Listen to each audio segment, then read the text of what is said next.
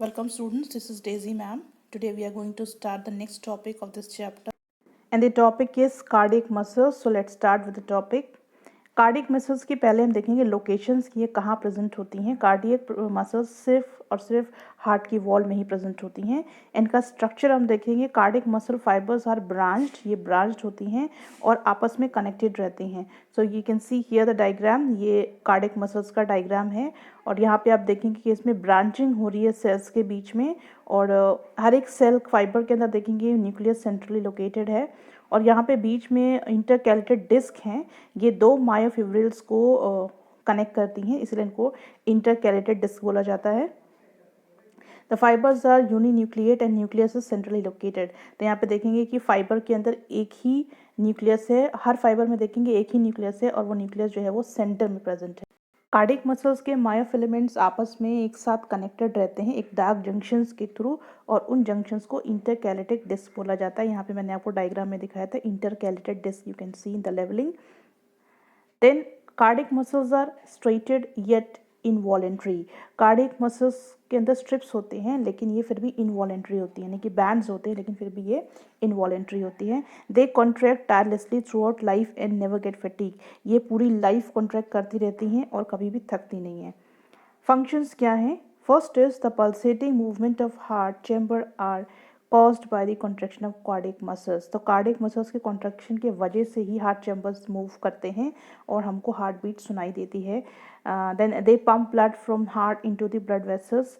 ये करते क्या है, ये हार्ट से ब्लड को पंप करते हैं वेसल्स के अंदर। तो ये प्रोसीजर जो है ये कार्डियक मसल्स की थ्रू ही होता है।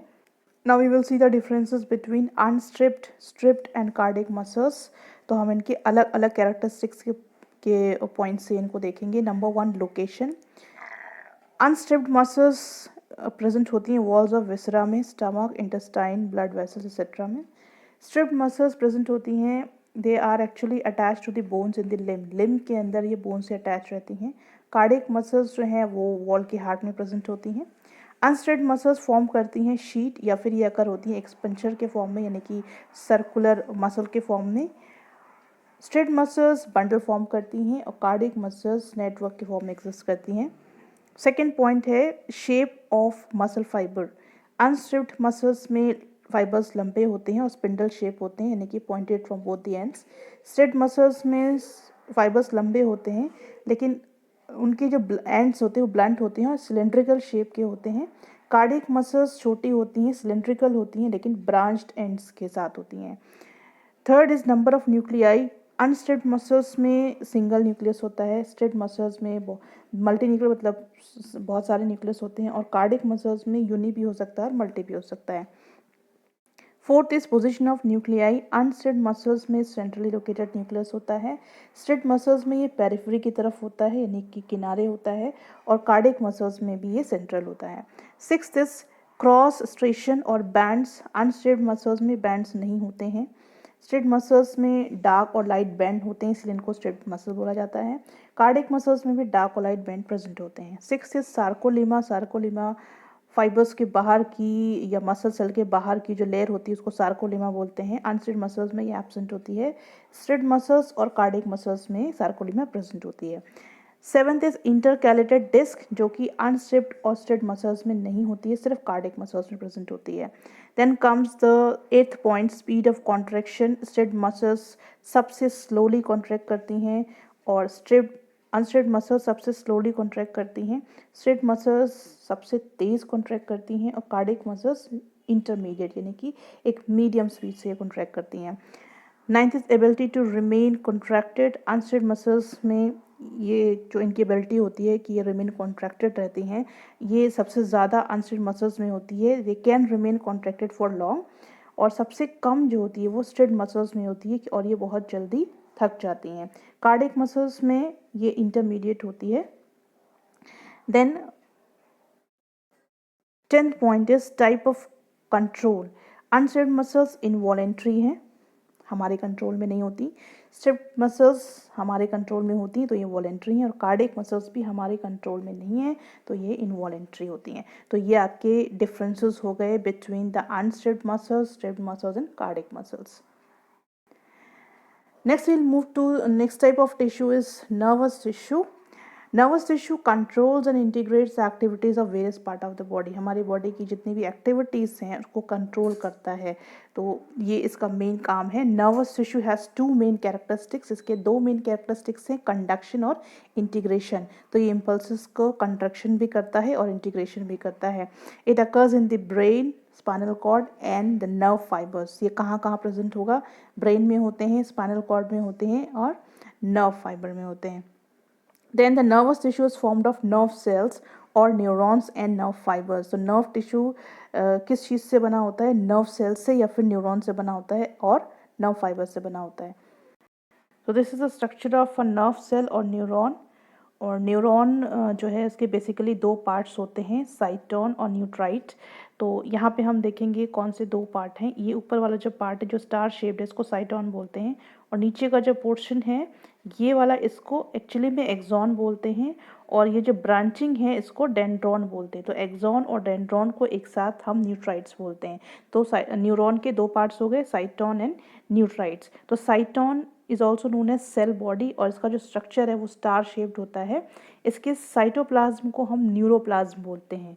ठीक है, साइटोन के अंदर जो साइटोप्लाज्म है उसको न्यूरोप्लाज्म बोलते हैं, और इसके अंदर आप देखेंगे बड़ा सा न्यूक्लियस प्रेजेंट है, और इसके अंदर बहुत सारे ग्रैन्यूल्स हैं जिनको निस ग्रैन्यूल्स बोला जाता है. और इसके अंदर आप थ्रेड लाइक स्ट्रक्चर को देखेंगे, बहुत थ्रेड लाइक स्ट्रक्चर है, उनको न्यूरो फिब्रिल्स बोला जाता है.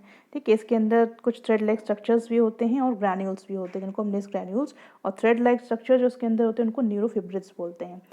न्यूट्राइट जो है वो अराइज होता है साइटोन से. अब यहाँ पे देखेंगे साइटोन के नीचे, सेल बॉडी के नीचे से ये अराइज हो रहा है, और ये दो पार्ट्स मैंने आपको बताए थे, एक्सॉन पार्ट जो कि नीचे आप देख रहे हैं और डेंड्रॉन जो कि ब्रांचिंग पार्ट है इसका. तो एक्सॉन एक सिंगल सिलेंड्रिकल प्रोसेस है जो कि साइटोन से निकलता है.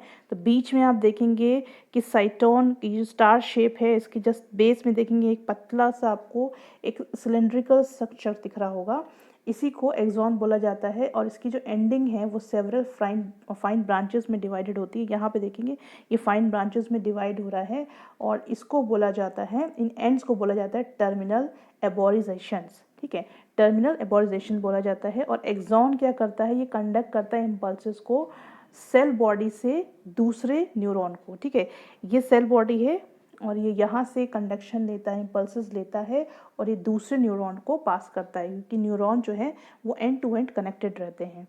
डेंड्रॉन क्या है? डेंड्रॉन ये वाला पार्ट है, यू कैन सी हियर, ये डेंड्रॉन वाला पार्ट है. ये ब्रांचिंग होती है, हेयर लाइक एक्सटेंशन होता है. ये कहाँ से निकल रहे हैं? साइटोन से हेयर लाइक एक्सटेंशन निकलते हैं, इन्हीं को डेंड्रॉन्स बोला जाता है. ये क्या करते हैं? ये रिसीव करते हैं इम्पल्सेस फ्रॉम द एक्सॉन, यानी कि इसके ऊपर भी एक न्यूरॉन कनेक्टेड होगा, तो वहाँ का जो एक्सॉन है या फिर साइड में भी कनेक्टेड होगा, तो ये दूसरे न्यूरॉन से जो एक्सॉन से इंफॉर्मेशन को लेते हैं और ये साइटोन में देते हैं.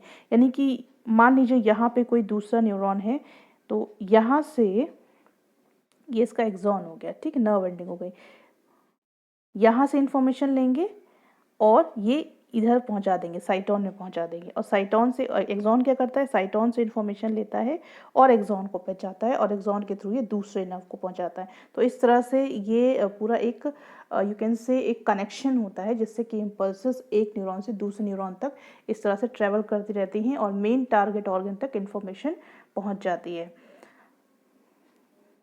देन यहाँ पे हम देखेंगे जो ऑलरेडी हमने पढ़ लिया है, न्यूरॉन्स और nerve cells. Neurons are the longest cells in the body. हमारी बॉडी के सबसे लंबे सेल्स होते हैं. They possess two main functions. इनके दो मेन फंक्शंस हैं.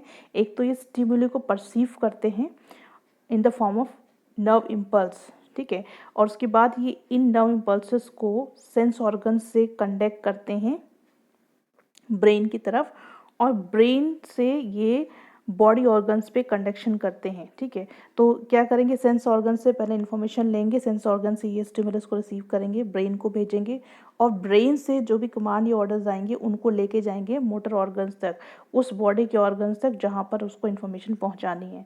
ठीक है, तो ये इसके मेन पॉइंट्स हो गए. ये मैं ऑलरेडी आपको बता चुकी हूँ कि न्यूरॉन के दो मेन पार्ट्स होते हैं, साइटोन और न्यूट्राइट्स. ये पॉइंट्स है जो मैं ऑलरेडी आपको डायग्राम के साथ एक्सप्लेन कर चुकी हूँ. One more time I am reading out for you. Cyton और cell body is a star shaped. मैंने आपको बताया था साइटोन का जो शेप होता है वो स्टार की तरह होता है। इसका जो साइटोप्लाज्म होता है उसको न्यूरोप्लाज्म कहते हैं। इसमें एक बड़ा सा न्यूक्लियस होता है और बहुत सारे ग्रैन्यूल्स होते हैं जिनको निस ग्रैन्यूल्स बोलते हैं, और बहुत सारे फाइन थ्रेड लाइक स्ट्रक्चर्स जिसके अंदर होते हैं उनको न्यूरोफिब्रिल्स बोला जाता है। ये साइटोप्लाज्म के अंदर होते हैं।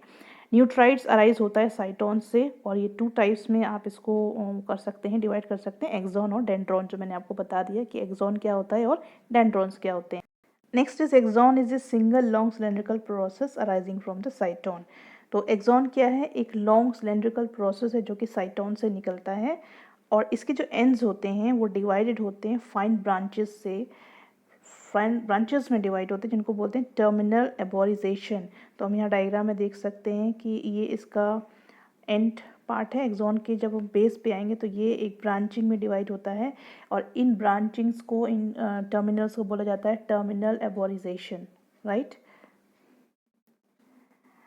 Then axon conducts impulses from the cell body to other neurons. ये क्या करता है? ये इम्पल्स को कंडक्ट करता है, सेल बॉडी से लेता है और दूसरे न्यूरॉन तक ये इसको कंडक्ट कर देता है। Dendrons are hair like extension of the cyton. Dendrons क्या है? ये हेयर लाइक स्ट्रक्चर्स होते हैं जो साइटोन से निकलते हैं। ये भी मैं आपको फिगर में दिखा चुकी हूँ। ये क्या करते हैं? They receive impulses from the axon. ये एक्सॉन से इम्पल्सेस लेते हैं और ये कन्वे कर देते हैं साइटोन की तरफ, क्योंकि ये न्यूरॉन एंड टू एंड ये जॉइन रहते हैं, कनेक्टेड रहते हैं। तो ये इस तरह से इन्फॉर्मेशन एक से दूसरे में, दूसरे से तीसरे में, इस तरह से ये इन्फॉर्मेशन को कंडक्ट करते रहते हैं। Then next is nerve and nerve fibres. What are nerve? Nerve and nerve fibres क्या है? The axon form the nerve fibre. Axon nerve fibre form करता है, यानी कि अगर हम न्यूरॉन सेल को देखें तो उसका जो नीचे का पार्ट है, जिसको हम अभी बोल रहे थे कि लॉन्ग सिलेंड्रिकल प्रोसेस है, तो वो एक्सॉन है जो वो नर्व फाइबर का पार्ट फॉर्म करता है। And the bundle of nerve fibre form a nerve. और ढेर सारे नर्व फाइबर्स को अगर हम एक बंडल बना लें तो उसी को हम नर्व बोलते हैं। तो एक्सॉन फॉर्म करता है नर्व फाइबर्स, और नर्व फाइबर्स के बंडल को हम बोलते हैं nerve. Nerves in our body are just like cables having many wires. जिस तरह से हम केबल्स को देखते हैं कि केबल एक बड़ा मोटा वायर होता है, इसके अंदर बहुत छोटे छोटे वायर्स होते हैं, उसी तरह से नर्व भी हमारी बॉडी में एक केबल की तरह है, और उसमें भी छोटे छोटे से बहुत सारे वायर्स होते हैं, और उसी को हम नर्व बोलते हैं। Now we will see the functions. Number 1, nerve fibers conduct messages from one part of the body to the other. Nerve fibers का काम क्या है कि ये messages को conduct करते हैं एक body part से दूसरे body part पे। They receive stimuli from the environment. Environment से ये stimuli को लेते हैं, रिसीव करते हैं, और ये मैसेजेस जो हैं वो ब्रेन और स्पाइनल कॉर्ड को सेंड करते हैं कि बाहर इन्वायरमेंट में क्या चल रहा है, राइट। इम्पल्सेस और messages from brain and spinal cord are carried to various body organs. अब ये जो इम्पल्सेस हैं, ये मैसेज हैं जो ब्रेन से आते हैं, पहले ब्रेन को स्टिमुलस इन्होंने प्रोवाइड कर दी, अब ब्रेन उससे उसके आंसर में, उसके रिटर्न में, उसके रिप्लाई में जो मैसेज देगा वो ये ब्रेन से लेते हैं, स्पाइनल कॉर्ड से लेते हैं, और इसको वेरियस बॉडी ऑर्गन्स पे पहुंचा देते हैं, राइट। तो ये इनका मेन फंक्शन हो गए। So this is all about this chapter. ये चैप्टर पूरा कंप्लीट हो चुका है, और अब हम इसके नेक्स्ट वीडियो में इसके क्वेश्चन आंसर और एक्सरसाइज पार्ट करेंगे। Thank you very much.